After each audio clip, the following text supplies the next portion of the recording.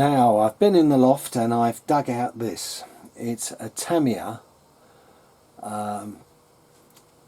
Porsche Cayenne S Transsiberian 2007 on a, I think it's a DF01 chassis, the same sort as the Manta Ray. This is Daniel's car, one of his. It was built some years ago, as you can guess. Let's have a look at it, because we're going to try and get this going.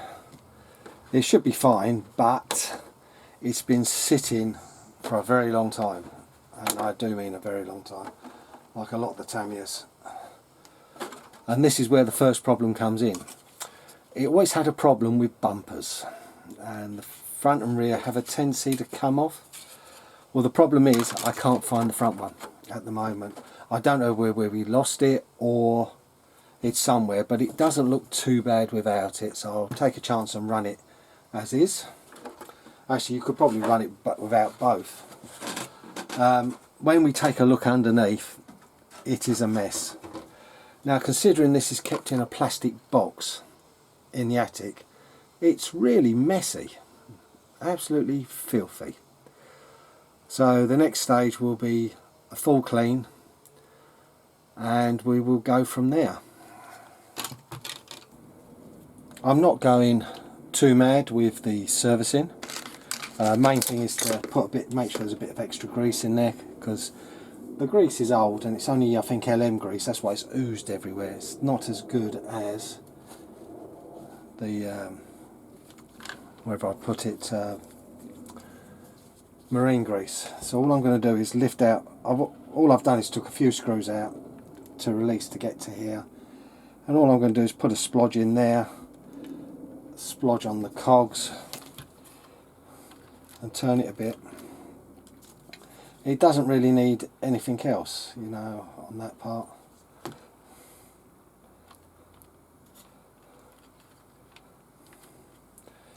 The only thing is, remember, always put the drive shaft back in, because otherwise we'll have no drive to the front. And then just pop the cap back on. I will have the parts off and clean some of the suspension, all that up, because it isn't really messy. And the thing is, I always say this, when you put screws back in on an older Tamiya, back them first until they find their groove, and then wind them in the same groove they came out of. They will last, well, less chance of tearing. But that is literally the front housing done. I'm not worried about the diff, because the diff don't get enough use, to be truthful.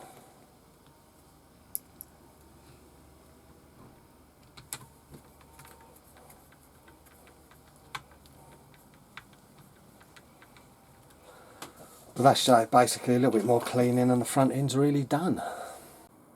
There you go, it's had a rub over with some alcohol. I've took the worst of the dirt off. I put a new receiver in.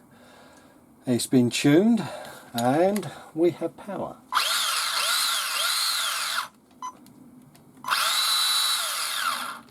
That's working fine.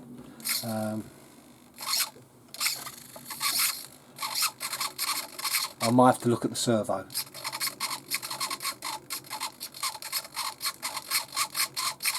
That don't sound too good, but otherwise we're all working that way, so I'm pleased it's gone well. No other issues. The body needs to cure. What I've done is I've cleaned it.